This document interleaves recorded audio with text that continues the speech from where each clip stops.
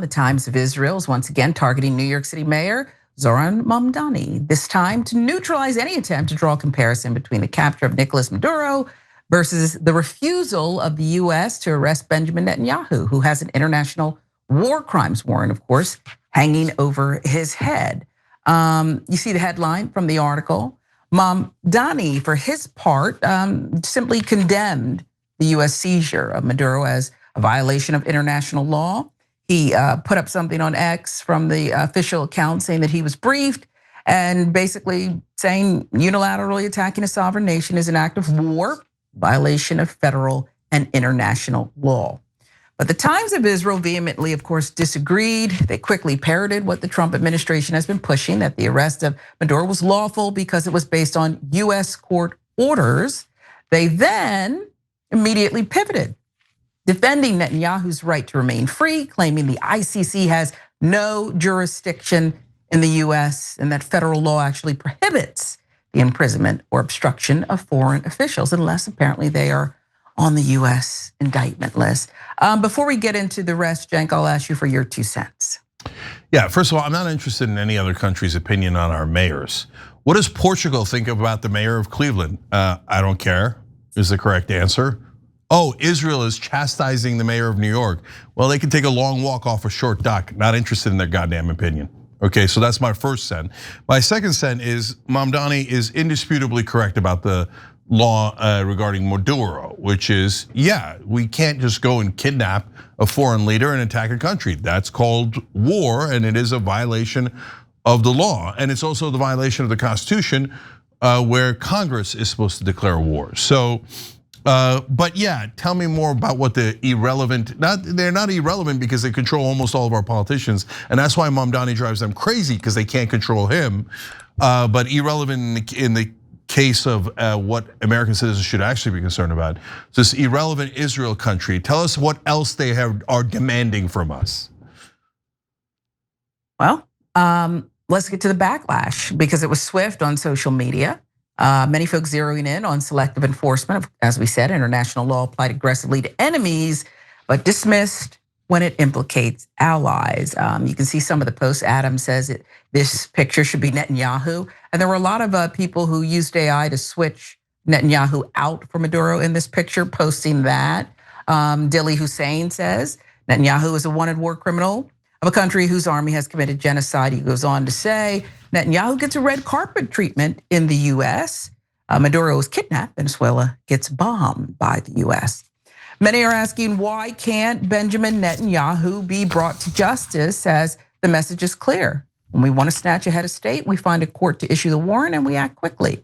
Then there was the former New York Mayor Eric Adams, who posted this on X. January 10th, 2025, the Biden-Harris administration put a $25 million bounty on Nicolas Maduro for information leading to his arrest or conviction. Public safety is not a political game. You do not label someone a narco dictator 1 year and then pretend he's no longer a threat the next, simply because a different president is in office. Honduras comes to mind. That is cynical and irresponsible. Maduro's drugs have killed thousands, he goes on to say. America's safer today because he's no longer in power. Welcome to New York, Nicholas. Okay. And then there was Kamala Harris. She ignored any comparison to Netanyahu, didn't come up for her and his escaping justice. Instead, she focused on what she called an unlawful act by the Trump administration. She put it clearly, Donald Trump's actions in Venezuela do not make America safer, stronger, or more affordable. That Maduro is a brutal, illegitimate dictator does not change the fact that this action was both unlawful and unwise. We've seen this movie before. Wars for regime change or oil that are sold as strength but turn into chaos, and American families pay the price. So Cenk, I would like to know, anything you want to add, but have you heard any lawmaker, either side of the aisle, address the hypocrisy that people are raising when it comes to Netanyahu, or any member of the mainstream media? Because I watched the Sunday shows, I watched Stephanopoulos in particular. He had some strong pushback for Rubio, but this other thing doesn't seem to come up. Yeah, of course. That's part of why the Israeli lobby spent $45 million trying to defeat Mamdani, because they have a mortal lock on almost everyone else in American politics. But if they can't shut up the mayor of New York, that's a problem for them because he's pointing out the hypocrisy here. One guy violated international law, Netanyahu. One guy killed well over 70,000 people, 20,000 children, and the list goes on of all of his war crimes. And our Congress gives him standing ovation after standing ovation because they work for him and they're deeply corrupt. So the only other couple of guys that I've seen that are saying exactly the right things are, as usual, Bernie Sanders, Ro Khanna, right?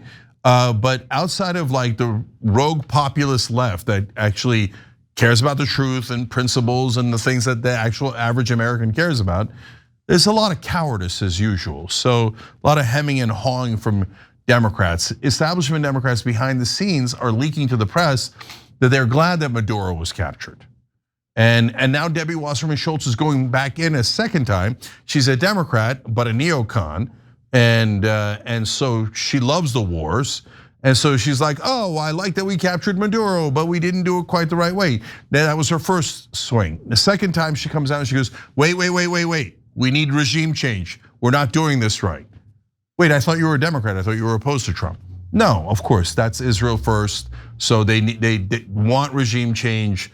And they're not gonna stop until they get regime change. Israel first is not the only or even the biggest factor here, but they are a factor and they're the ones who are saying not enough, we need regime change along with others. By the way, when the last time we did regime change in Iraq, 4,500 Americans died, 32,000 were wounded, and we lost several $1 trillion. 2026 just started, and like a lot of us, I've got some big personal goals.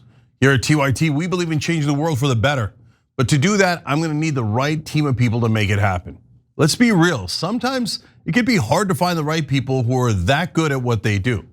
It's like if you're hiring for your business, how do you find the best people for all the different roles on your team? Well, it turns out it's actually kind of easy because of ZipRecruiter. And right now you can try it for free at ziprecruiter.com/TYT. It's a great offer. Their matching technology works fast, so you find top talent without wasting any time. You can instantly see how many qualified candidates are in your area and reach them directly. That's why ZipRecruiter is the #1 rated hiring site. Let ZipRecruiter help you find the best people for all of your roles. 4 out of 5 employers who post on ZipRecruiter get a quality candidate within the first day. See for yourself.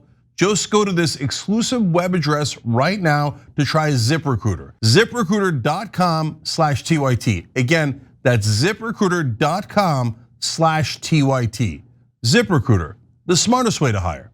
And as we were doing that, Sharon, what I heard, and because Young Turks was on the air at that time, longest running daily show in internet history, first YouTube partner. So we've been here through all the wars, unfortunately. And what people would tell us all the time is, so you're in favor of Saddam?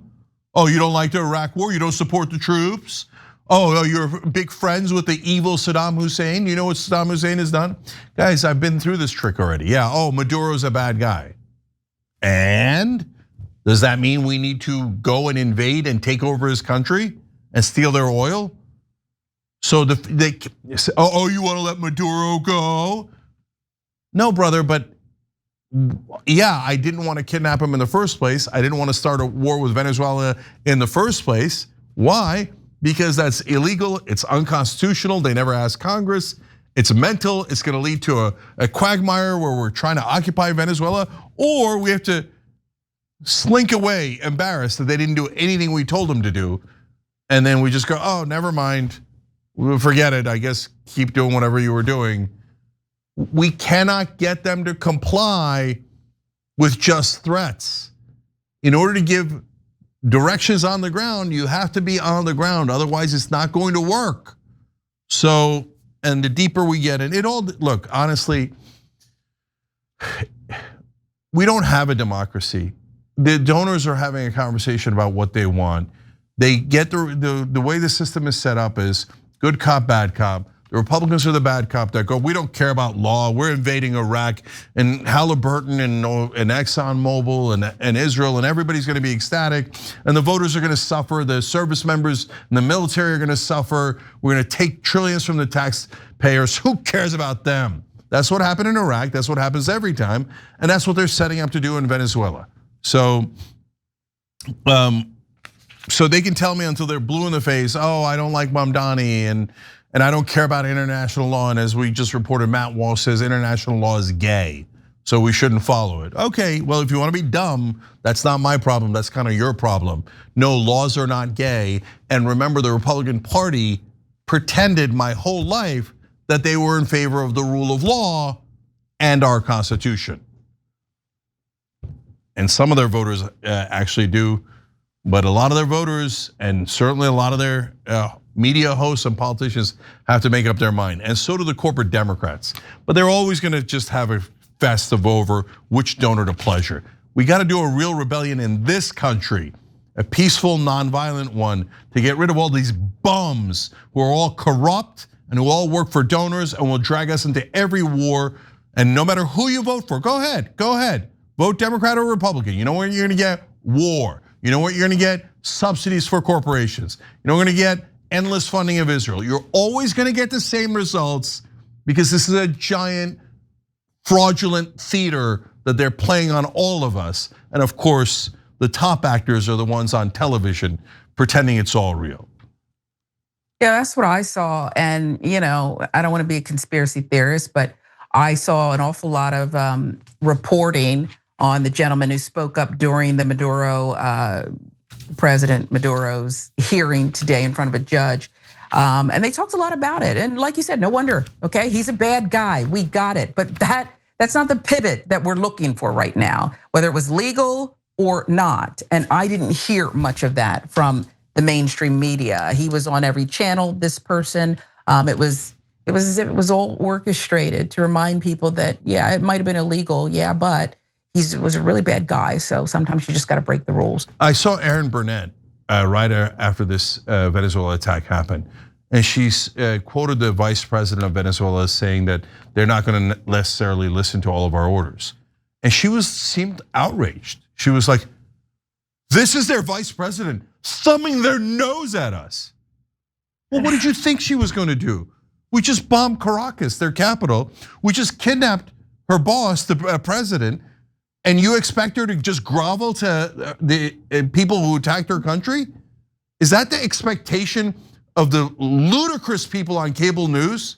These are the same exact people who lied to you 24/7 and pretended that Iraq had weapons of mass destruction and that Iraq was linked to Al-Qaeda and 9/11. Both of those things were monstrous lies sold to you by the actors on television who are not in the news business at all. And what did you see right after we attacked Venezuela? Every television station was showing celebrating Venezuelans. Now, are there real celebrating Venezuelans? Yes. Are there Venezuelans not happy with what we did? Yes. Does television show that? No, they're like, look, they love us. We're being greeted as liberators. Oh, their leaders are thumbing their nose at us. How dare you not take our invasion politely and do exactly as you're ordered? Oh, I'm an objective news lady. Yeah, sure you are. So don't forget they're going to write books. They write books too to rewrite history afterwards. They were there the whole time. They had these inside sources. Then they write books as if it didn't happen that way. But what do I know? No, Sharon, you're 100% right, and that's exactly what's going to happen. Later, Jake Tapper will write a book. Nobody could have seen that the Venezuela war was going to turn into a quagmire just like Iraq. Nobody could have seen that coming. Jake, we see it coming right now. Every time you ring the bell below, an angel gets his wings. Totally not true, but it does keep you updated on our live shows.